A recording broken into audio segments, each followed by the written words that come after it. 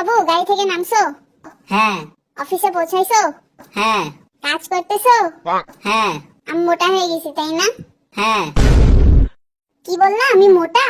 না না, তুমি তো এক্ষুনি বললা হ্যাঁ। কিন্তু আমি তো নাও বললাম। কিন্তু হ্যাঁ এর পরে তো না বলছো। আরে না এর আগে হ্যাঁ বলছি, বাট হ্যাঁ এর পরে না বলছো। আবার তো হ্যাঁ এর পর নাও বললাম, তাই না? তাহলে আগে কেন না বললা না?